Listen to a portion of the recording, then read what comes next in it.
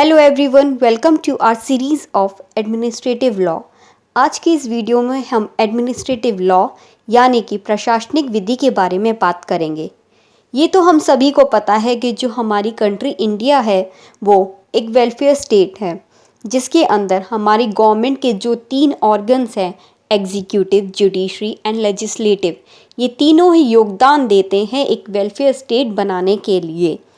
हमारे जितने भी सिटीजन्स हैं उनको अगर कोई भी प्रॉब्लम होती है, चाहे वो सोशल प्रॉब्लम हो या इकोनॉमिक प्रॉब्लम हो, उन्हें जस्टिस प्रोवाइड करने में गवर्नमेंट का बहुत बड़ा योगदान होता है। चाहे वो सेंट्रल लेवल पर हो या फिर स्टेट लेवल पर हो, गवर्नमेंट हमेशा पब्लिक वेलफेयर के लिए काम करती है और लीगल डेवलपमेंट्स करती रहती है ताकि लोगों के जितने भी कॉम्प्लेक्स प्रॉब्लम आ रही हैं सोशल प्रॉब्लम से रिलेटेड या फिर इकोनॉमिक प्रॉब्लम्स, उन्हें जस्टिस प्रोवाइड करना और उनकी जो भी प्रॉब्लम्स हैं उन्हें सॉल्व करने के लिए हमेशा गवर्नमेंट रेडी रहती है। ठीक है, अब हम देखते हैं meaning of administrative law. Administrative law का क्या मतलब होता है?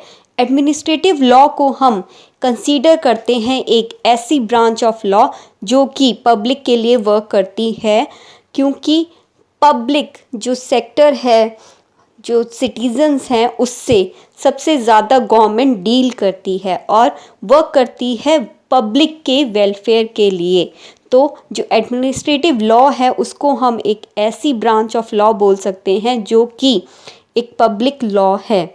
और हम कह सकते हैं जो एडमिनिस्ट्रेटिव लॉ है वो एक ऐसी बॉडी ऑफ लॉ है जो कि गवर्न करती है एडमिनिस्ट्रेटिव एजेंसीज ऑफ गवर्नमेंट की जो भी एक्टिविटीज़ हैं उनको गवर्न करती है एडमिनिस्ट्रेटिव लॉ, जो कि बताता है कि गवर्नमेंट की जो भी एजेंसी फंक्शन है, जैसे कि रूल बनाने की क्षमता और ऑर्डर पास करने की पावर्स, एजुकेशन प्रोवाइड करने की पावर और एनफोर्स करने की कि किसी भी स्पेसिफिक रेगुलेटरी जो भी एजेंडा है उसको एनफोर्स कराना, जो भी गवर्नमेंट की एक्टिविटीज़ होती हैं, जितनी भी गवर्नमेंट की एक्टिविटीज़ होती हैं उन सबको गवर्न करता है एडमिनिस्ट्रेटिव लॉ। एडमिनिस्ट्रेटिव लॉ के अंदर गवर्नमेंट की सारी एजेंसी फंक्शंस, एक्शंस गवर्न होते हैं। ठीक है, अब हम बात करते हैं definitions of administrative law according to Austin. पहले हम देखते हैं ऑस्टिन के according definition of administrative law.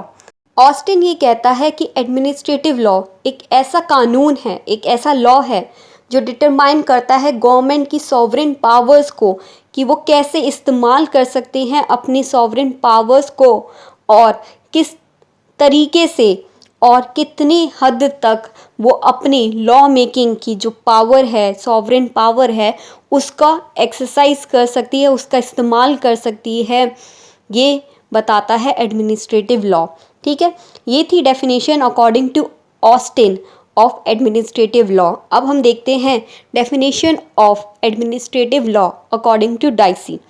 Dicey क्या कहता है कि एडमिनिस्ट्रेटिव लॉ एक ऐसा portion of national legal system है जो कि डिटरमाइन करता है जितने भी स्टेट ऑफिशियल्स हैं उनका एक कंट्री के अंदर क्या लीगल स्टेटस है और उनकी क्या लाइबिलिटीज़ बनती हैं स्टेट के रिस्पेक्ट में। ठीक है, जितने भी स्टेट ऑफिशियल्स हैं उनका क्या लीगल स्टेटस है और उनकी क्या लाइबिलिटीज़ हैं स्टेट के रिस्पेक्ट में। और डाइसी ये कहता है कि एडमिनिस्ट्रेटिव लॉ डिफाइन करता है कि जो भी प्राइवेट इंडिविजुअल हैं, जैसे कि हम लोग हैं, इंडिविजुअल पर्सन हैं, जब हम डील करते हैं पब्लिक ऑफिशियल्स के साथ, किसी भी पब्लिक ऑफिसर के साथ जब हम डील करते हैं, तब हमारे क्या राइट्स होते हैं और हमारी क्या लाइबिलिटीज़ होती हैं एक इंडिविजुअल पर्सन की, ये भी डिफ़ाइन करता है एडमिनिस्ट्रेटिव लॉ। तो हम एक कंक्लूटिव वे में देख सकते हैं डाइसी के अकॉर्डिंग एडमिनिस्ट्रेटिव लॉ का ये मतलब है कि कोई भी जो लीगल सिस्टम है एक कंट्री का, उसके अंदर जो भी स्टेट ऑफिशियल्स हैं, जो भी स्टेट ऑफिसर्स हैं, उनके क्या स्टेटस है, उनका क्या लीगल स्टेटस है और क्या उनकी लाइबिलिटीज़ हैं, वो सब बताता है एडमिनिस्ट्रेटिव लॉ।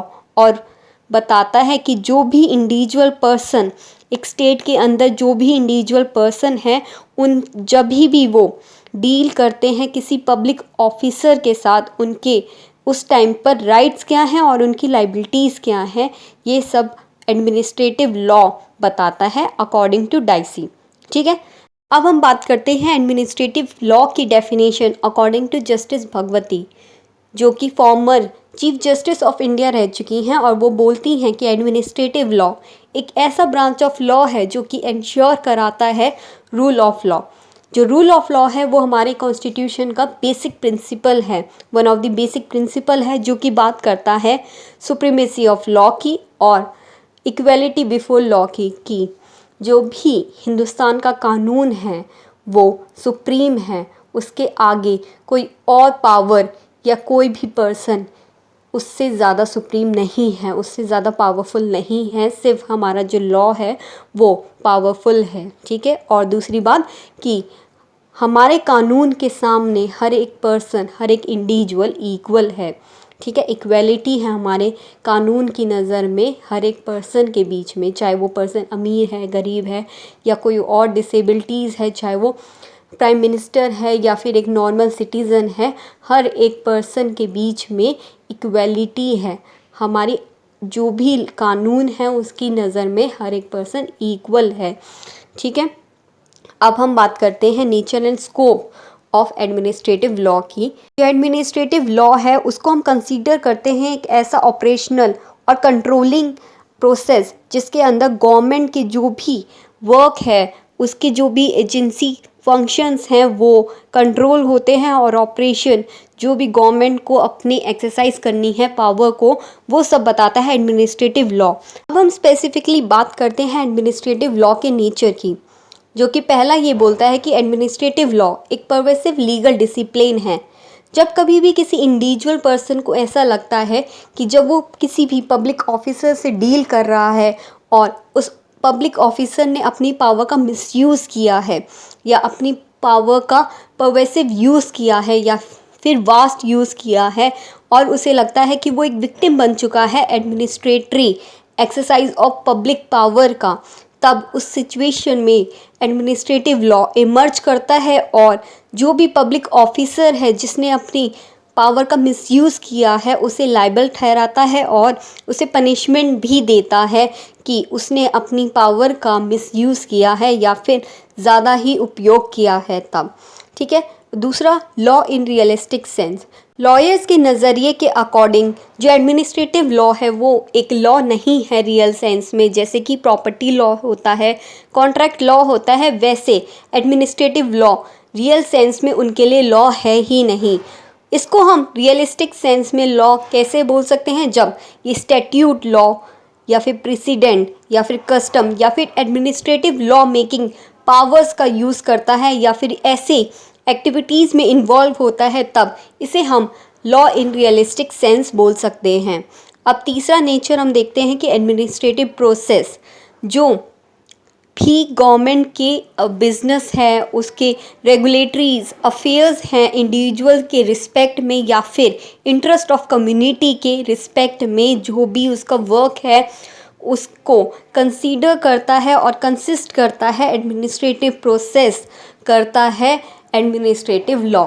ठीक है, अब हम बात करते हैं एडमिनिस्ट्रेटिव लॉ के स्कोप की। जो एडमिनिस्ट्रेटिव लॉ का स्कोप है वो बहुत ज़्यादा इंक्रीज़ हो रहा है, वास्ट होता जा रहा है। क्योंकि इसके अंदर जो भी एडमिनिस्ट्रेटिव अथॉरिटीज़ हैं उसकी ऑर्गेनाइजेशन स्ट्रक्चर और उसकी पावर ड्यूटीज़ सब कुछ डिटरमाइन किया जाता है, और जो इसका स्कोप है वो फॉलोइंग जो भी कॉन्सेप्ट हैं जिनकी अभी हम बात करेंगे उनकी वजह से इंक्रीज़ होता जा रहा है, जो कि हैं principle of natural justice, rule of law, power is conferred on the administration by law, कि जो भी लॉ की पावर है वो एडमिनिस्ट्रेटिव अथॉरिटीज़ के हाथों में दी जा रही हैं, वो भी कानून के ज़रिए दी जा रही हैं। ठीक है, एंड जो भी पावर है वो एब्सोल्यूट नहीं है, इनके पास अनकंट्रोल्ड पावर नहीं है, इनके पास कंट्रोल्ड पावर है, और reasonable restrictions on exercise of such power लगाया जाता है डिपेंडिंग ऑन द सॉल्यूशन, की जो भी एडमिनिस्ट्रेटिव अथॉरिटीज़ हैं उनका रोल ये है कि जो भी कोई भी पब्लिक है उनके पास जो भी प्रॉब्लम आ रही है उसका सॉल्यूशन देना, उन्हें जस्टिस प्रोवाइड करना, उन्हें प्रोटेक्ट करना, ठीक है, ये सब उनका रोल होता है। तो उनको जो भी सॉल्यूशन उन्हें देना होता है कि उसकी पावर, उस टाइम पर जो वो पावर यूज़ करते हैं उसका वो ज़्यादा यूज़ ना कर ले, उसके लिए रीज़नेबल रिस्ट्रिक्शन उन पावर्स पर लगाई जाती हैं, ठीक है, उन्हें कंट्रोल में रखा जाता है ताकि कोई भी परवेसिव यूज़ ना हो सके उस पावर का, ठीक है।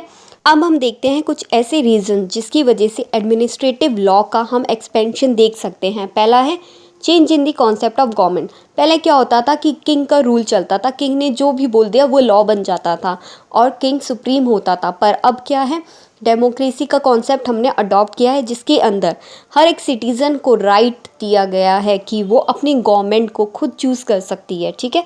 सेकंड है कॉन्सेप्ट ऑफ वेलफेयर स्टेट। जो हमारी कंट्री इंडिया है वो वर्क करती है वेलफेयर स्टेट के प्रिंसिपल पर, ठीक है, जो कि काम करती है लोगों के लिए। थर्ड है इनएडिक्वेसी ऑफ लेजिस्लेचर। जो भी लेजिस्लेचर में लूप होल्स आ रहे हैं, इनएडिक्वेसी आ रही है, उसकी वजह से भी एडमिनिस्ट्रेटिव लॉ का हम एक्सपेंशन देख सकते हैं। फोर्थ है इन एफिशिएंसी ऑफ जुडिशरी। जो जुडिशरी है वो बहुत ज़्यादा स्लो फंक्शन हो चुकी है, बहुत ज़्यादा कॉस्टली है और ये एक बहुत ज़्यादा फॉर्मल वे है और बहुत ज़्यादा कॉम्प्लेक्स वे है, जिसकी वजह से हर एक पर्सन इससे डील नहीं कर पाता।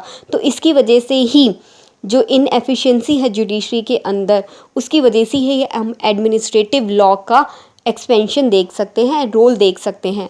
फिफ्थ है कि अर्बनाइजेशन, जैसे जैसे लोग अब रूरल सेक्टर से अर्बन सेक्टर्स की तरफ मूव कर रहे हैं, तो अर्बनाइजेशन हो रहा है, जैसे जैसे ग्रो कर रहा है, उसकी वजह से भी एडमिनिस्ट्रेटिव जो लॉ है उसका हम रोल एक्सपेंड होते हुए देख सकते हैं।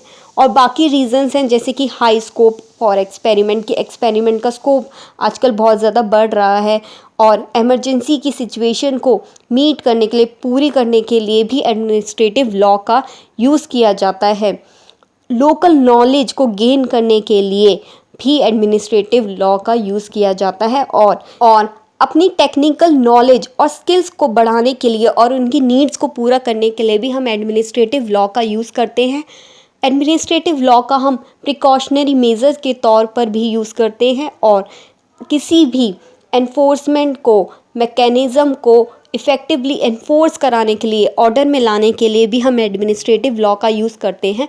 और सबसे मेन बात कि डिमांड ऑफ पीपल को मीट करने के लिए, पूरी करने के लिए, लोगों की जो भी इच्छाएं हैं, उनकी डिमांड है, उनको पूरा करने के लिए भी हम एडमिनिस्ट्रेटिव लॉ का यूज़ करते हैं, ठीक है। अब हम देखते हैं सोर्सेज ऑफ एडमिनिस्ट्रेटिव लॉ। पहला है कॉन्स्टिट्यूशन। कॉन्स्टिट्यूशन मतलब हमारा संविधान। जो हमारा संविधान है वो भी कहीं ना कहीं सोर्स बनता है एडमिनिस्ट्रेटिव लॉ का, क्योंकि इसमें जो भी कॉन्स्टिट्यूशन है उसके जो कॉन्सेप्ट है वो भी कहीं ना कहीं डील करते हैं एडमिनिस्ट्रेटिव लॉ से, ठीक है। दूसरा है लेजिस्लेचर, मतलब जो भी लेजिस्लेशन ने, पार्लियामेंट ने एक्ट्स बनाए हैं, लॉज बनाए हैं, स्टैट्यूट्स बनाए हैं, वो भी सोर्स बनते हैं एडमिनिस्ट्रेटिव लॉ का। तीसरा है डेलीगेटेड लेजिस्लेचर, मतलब कोई भी पावर जब किसी और अथॉरिटी को या फिर सबऑर्डिनेट अथॉरिटी को दी जाती है, पावर की, लॉ बनाने की पावर या एक्ट पास करने की पावर, वो पावर भी डेलीगेटेड लेजिस्लेचर भी सोर्स बनता है एडमिनिस्ट्रेटिव लॉ का। फोर्थ है जुडिशियल डिसीजन। जो भी कानून के द्वारा, मतलब जजेस के द्वारा डिसीजंस लिए जाते हैं वो भी सोर्स बनते हैं एडमिनिस्ट्रेटिव लॉज का, ठीक है। फिफ्थ है ऑर्डिनेंस बाय प्रेसिडेंट, और जो भी ऑर्डिनेंस या फिर ऑर्डर्स प्रेसिडेंट पास करता है या फिर गवर्नर पास करता है वो भी सोर्स बनते हैं एडमिनिस्ट्रेटिव लॉ का, ठीक है। सिक्स्थ बात करता है कि रिपोर्ट्स बाय वेरियस कमिटीज़।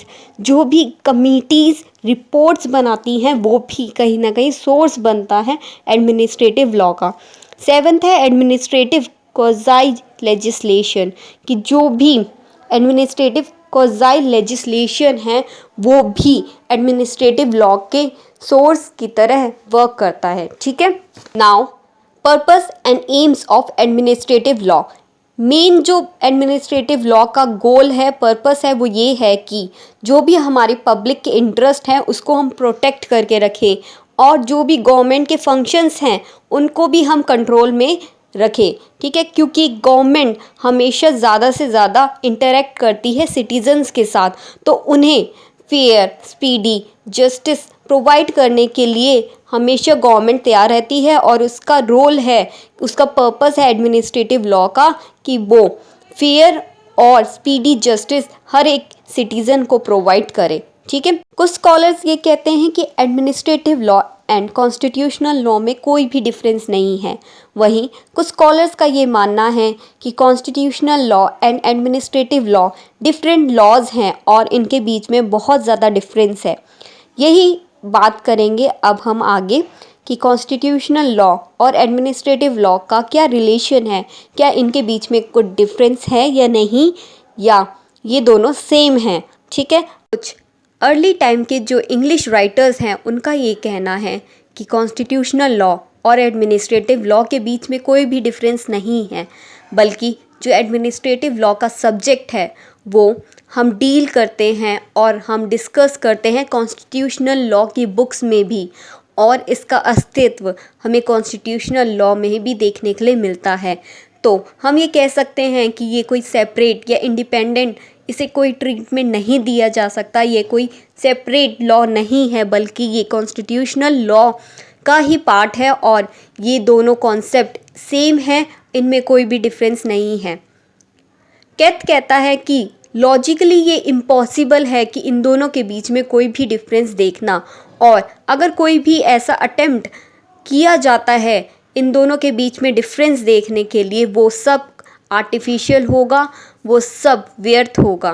क्योंकि कैथ के अकॉर्डिंग इन दोनों के बीच में कोई भी डिफरेंस नहीं है, ये दोनों जो लॉज हैं वो सेम हैं और इन दोनों के जो कॉन्सेप्ट है वो सेम है, और दोनों का प्रेजेंस कहीं ना कहीं एक दूसरे में देखने के लिए मिलता है।